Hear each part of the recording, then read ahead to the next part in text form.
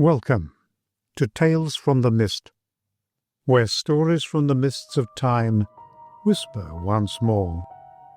Tonight's tale is The Boarded Window by Ambrose Bierce.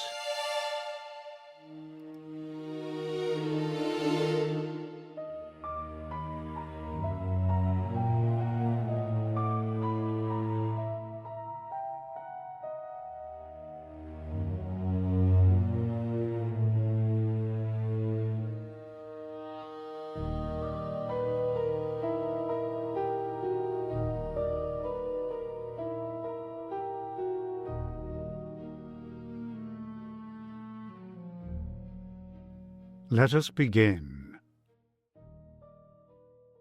In 1830, only a few miles away from what is now the great city of Cincinnati, lay an immense and almost unbroken forest.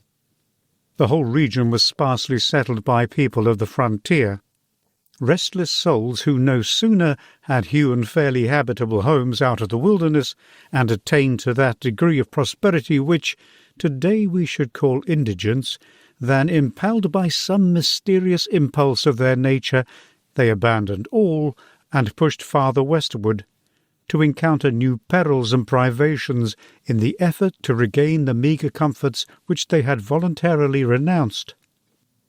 Many of them had already forsaken that region for the remoter settlements, but among those remaining was one who had been the first arriving. He lived in a house of logs, surrounded on all sides by the great forest, of whose gloom and silence he seemed a part. For no one had ever known him to smile, nor speak a needless word. His simple wants were supplied by the sale or barter of skins of wild animals in the river town, for not a thing did he grow upon the land which, if needful, he might have claimed by right of undisturbed possession. There were evidences of improvement. A few acres of ground immediately about the house had once been cleared of its trees, the decayed stumps of which were half concealed by the new growth that had been suffered to repair the ravage wrought by the axe. Apparently the man's zeal for agriculture had burned with a failing flame, expiring in penitential ashes. The little log house, with its chimney of sticks, its roof of warping clapboards weighted with traversing poles, and its chinking of clay, had a single door, and directly opposite a window. The latter, however, was boarded up. Nobody could remember a time when it was not, and none knew why it was so closed. Certainly not because of the occupant's dislike of light and air, for on those rare occasions when a hunter had passed that lonely spot, the recluse had commonly been seen sunning himself on his doorstep, if heaven had provided sunshine for his need. I fancy there are few persons living today who ever knew the secret of that window, but I am one, as you shall see. The man's name was said to be Murlock. He was apparently 70 years old, actually about 50. Something besides years had had a hand in his aging. His hair and long, full beard were white, his grey, lustreless eyes sunken, his face singularly seamed with wrinkles which appeared to belong to two intersecting systems. In figure he was tall and spare, with a stoop at the shoulders, a burden-bearer. I never saw him. These particulars I learned from my grandfather, from whom also I got the man's story when I was a lad. He had known him when living nearby in that early day. One day Murlock was found in his cabin, dead. It was not a time and place for coroners and newspapers, and I suppose it was agreed that he had died from natural causes, or I should have been told, and should remember.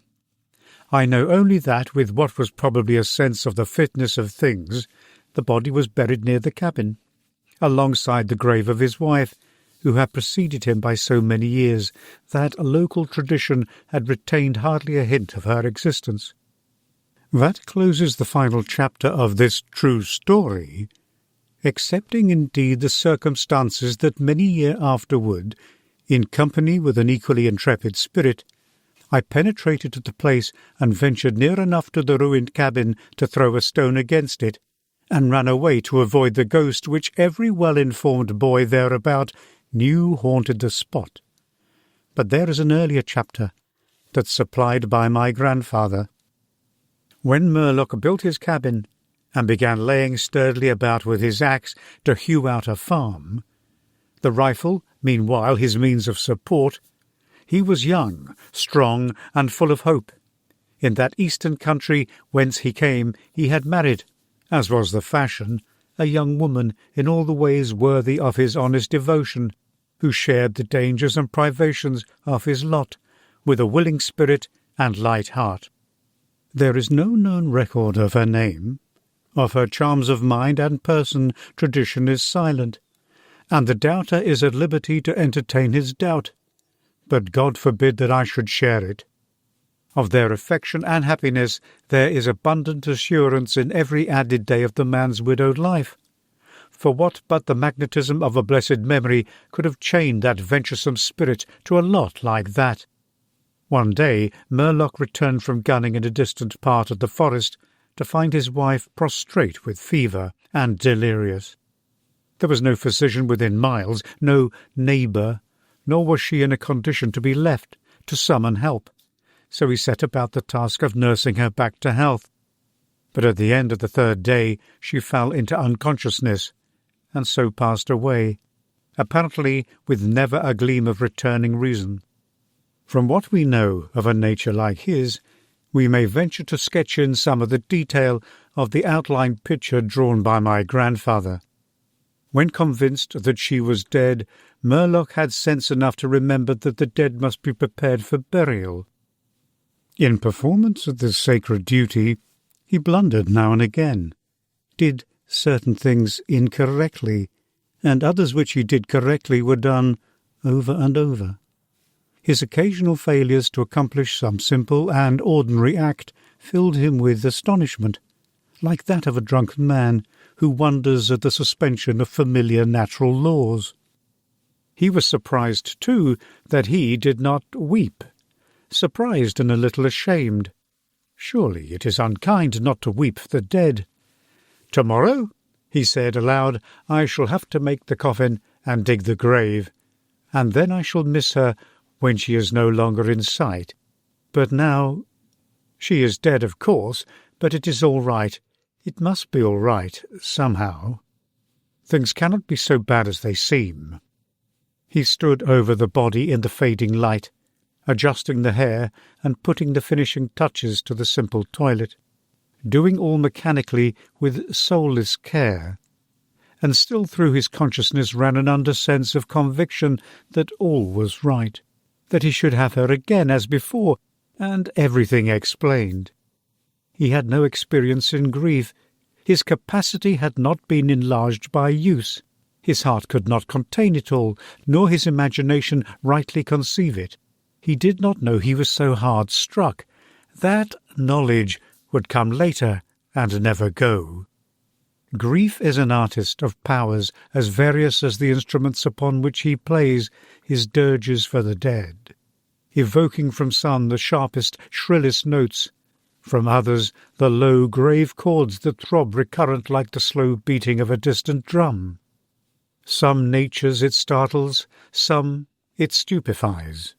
To one it comes like the stroke of an arrow, stinging all the sensibilities to a keener life. To another as the blow of a bludgeon, which in crushing benumbs. We may conceive Murlock to have been that way affected, for, and here we are upon surer ground than that of conjecture, no sooner had he finished his pious work than, sinking into a chair by the side of the table upon which the body lay, and noting how white the profile showed in the deepening gloom, he laid his arms upon the table's edge, and dropped his face into them, tearless and yet unutterably weary. At that moment came in through the open window a long, wailing sound like the cry of a lost child in the far deeps of the darkening wood. But the man did not move. Again, and nearer than before, sounded that unearthly cry upon his failing sense. Perhaps it was a wild beast. Perhaps it was a dream, for Murlock was asleep.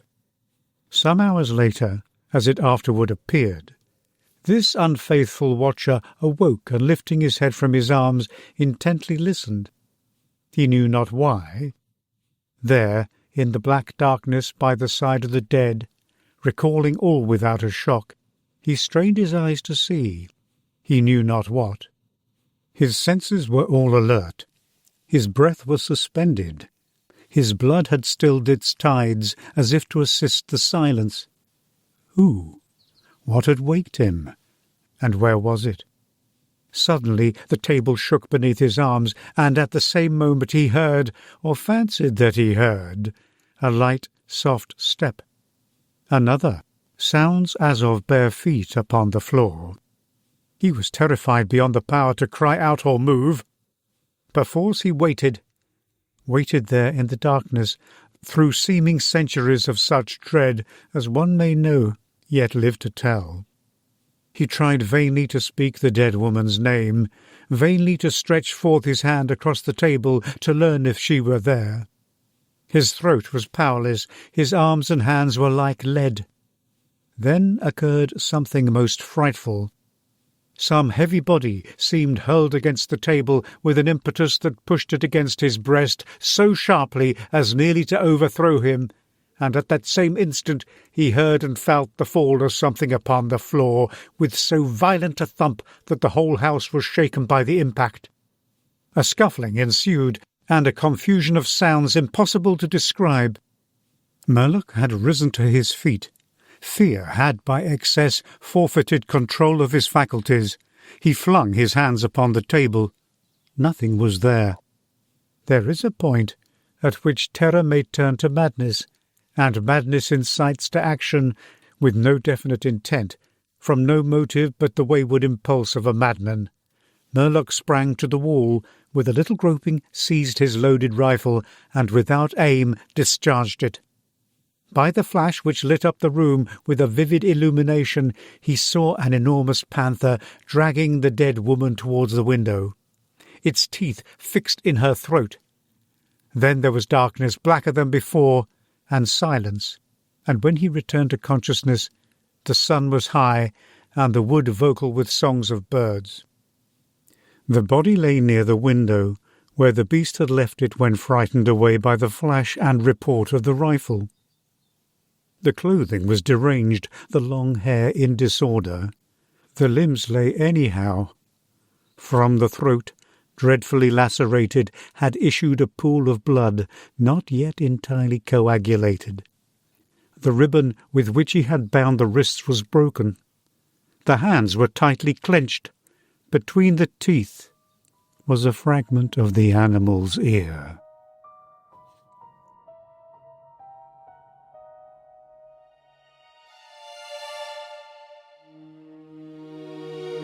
You have been listening to The Boarded Window by Ambrose Bierce.